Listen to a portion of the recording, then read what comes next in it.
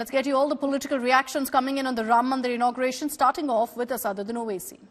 दूसरे रिलीजन के मानने वाले हैं, कोई रिलीजन को मानता भी नहीं है।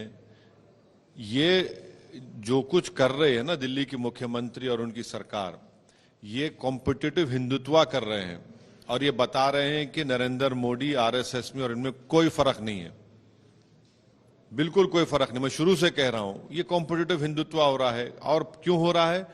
क्योंकि इनको मालूम कि माइनॉरिटी वोट की इनको जरूरत नहीं है, वो तो गिर पड़ के मजबूरी में इनको वोट डालेगा। इनको जरूरत है मेजॉरिटी कम्युनिटी की, तो इसलिए मेजॉरिटी कम्युनिटी के वोटों को हासिल करने के लिए ये लोग अपने आप को बीजेपी आरएसएस के बराबर, उनमें कोई फर्क नहीं दिख रहा है अभी, तो मेजॉरिटी कम्युनिटी के लिए हिंदुत्व की पॉलिटिक्स को फॉलो कर रहे हैं। कोई कह रहा है कि सरयू नदी के पास चला जाएगा, कोई कह रहा है कि राष्ट्रपति को नासिक आ जाना चाहिए। अरे आप में उनमें फर्क क्या है बताइए ना। फिर आप 2024 में कैसे हराएंगे बीजेपी को? ये बातें करके हराएंगे बीजेपी को? ये तो कॉम्पिटिटिव हिंदुत्व हो रहा है।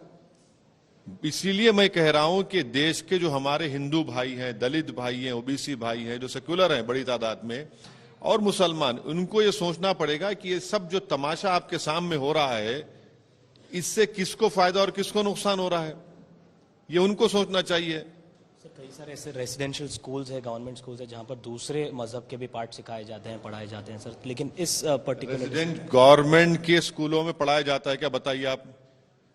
गवर्नमेंट के स्कूल में पढ़ाया जाता है क्या? गवर्नमेंट जब होती है तो गवर्नमेंट क्या एक मजहब की होती है या सबकी होती है? किसी मजहब के मानने वाले की भी नहीं होती गवर्नमेंट।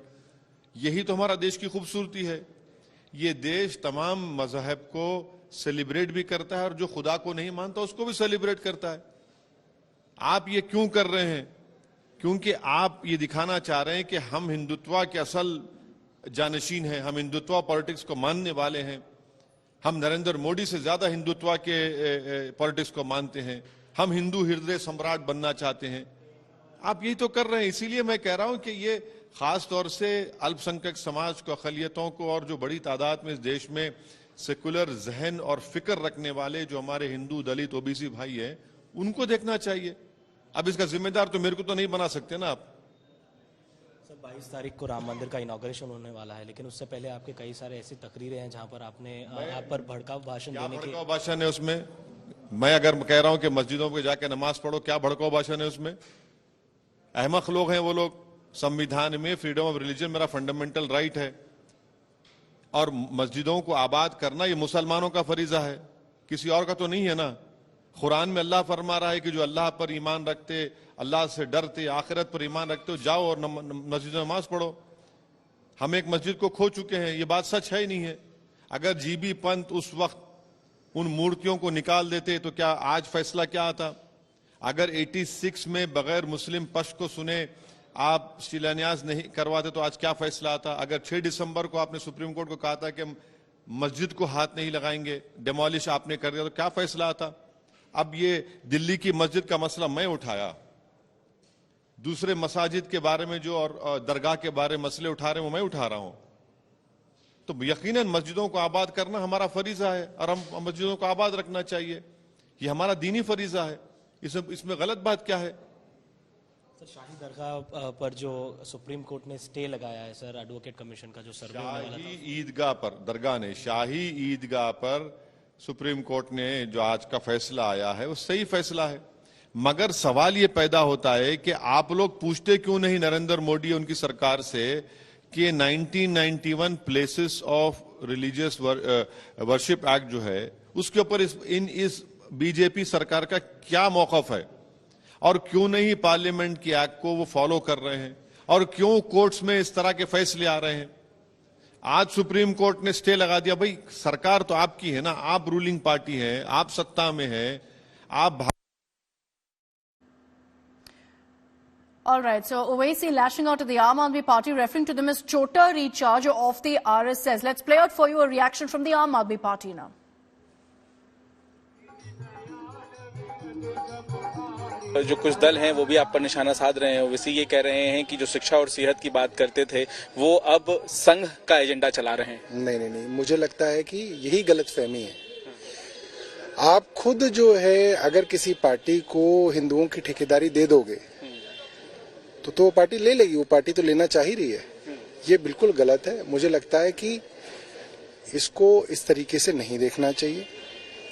जो भी नेता हैं वो किसी किसी धर्म से हैं, अगर वो अपने अपने धर्म के अंदर आस्था रखते हैं, उसके अपने विधि विधान से कार्यक्रम करते हैं, तो हमें इसमें कोई दिक्कत नहीं है, सबको करना चाहिए। बीजेपी लेकिन आप पर निशाना साध रही है, वो ये कह रही है कि जब भी चुनाव आता है आप इस तरह के ऐलान कर देते हैं और फिर भूल जाते हैं। नहीं, देखिए, अब कोई लोग ये कह रहे हैं कि क्योंकि चुनाव हो रहा है इसलिए अधूरे मंदिर के अंदर प्राण प्रतिष्ठा की जा रही है, मगर हम तो इस बात को नहीं कह रहे। हमें कह रहे चलो ठीक है, प्राण प्रतिष्ठा कर रहे हो आप करो, है ना। वरना लोग ये कह सकते हैं कि जब मंदिर पूरा ही नहीं हुआ तो आप क्या ये चुनाव से पहले कर रहे हैं, चुनाव के लिए कर रहे हैं। तो लोग अपनी अपनी बातें कहते हैं। अरविंद केजरीवाल जी प्रभु श्री राम के परम भक्त हैं और वे अपने जीवन का कोई भी बड़ा काम है या कोई नए काम की शुरुआत करते हैं तो बजरंग बली के और प्रभु श्री राम के चरणों की धूल अपने माथे पे लगा के करते हैं। उन्होंने दिल्ली में श्रवण कुमार बनके हजारों बड़े बुजुर्गों को तीर्थ यात्रा करवाई। मैं किसी अन्य नेता द्वारा अरविंद केजरीवाल जी पर लगाए गए ये आरोप या इस पर टिप्पणी करना उचित नहीं समझता। मुझे नहीं लगता कि हमें किसी और नेता से सर्टिफिकेट लेने की आवश्यकता है। जो मंदिरों से दूरी बनाए रखते थे, केवल मौलवियों को हर महीने पैसा देते थे, आज उनको राम भी याद आ गए, क्योंकि उनके कर्म ऐसे हैं कि भ्रष्टाचार भ्रष्टाचार और भ्रष्टाचार ही आम आदमी पार्टी ने किया। उप मुख्यमंत्री, मंत्री और सांसद जेल में पड़े हैं। मुख्यमंत्री को 4 बार ईडी का समन चले गया, उसमें तो पेश होने नहीं गए। ऐसी क्या मजबूरी है कि ईडी के समन आने के बाद भी पेश होना नहीं? क्यों? कारण क्या है उनका, ये तो पता चले।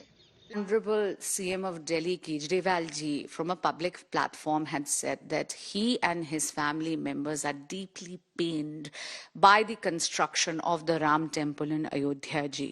He wanted there should be construction of a school instead of a temple in Ayodhya ji.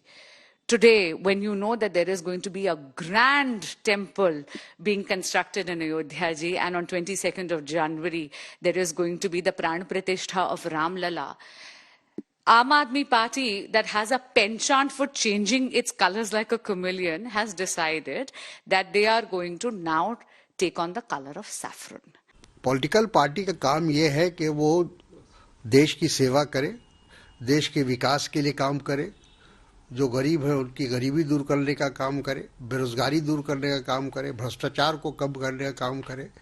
ये काम राजनीतिक दलों का है, न कि जो है पूजा और किसी तरह का वो नमाज रोज़ा। ठीक है, ये जो हमारे धार्मिक गुरु वो करेंगे, ये पॉलिटिकल पार्टी का काम नहीं है। जो हमने गिराया था वहाँ मंदिर होना था, वहाँ मंदिर बन गया क्या? मंदिर वही बनाएंगे, वहाँ मंदिर नहीं बना। आप जाकर देख लीजिए ना मंदिर कहाँ बना है। आप 22 तारीख को खुद जाकर देखिए, फिर सवाल पूछिए, फिर मंदिर वही बनाएंगे। ये नारा क्यों दिया था आपने? जनता को मूर्ख बनाने के लिए। पहली बात तो मैंने जिंदगी में ये फलसफा मेरा है कि मूर्खों को मैं जवाब नहीं देता, लेकिन मैं इतना जरूर कहूंगा कि इस प्रकार से हिंदुओं का अपमान करना छोड़ दीजिए।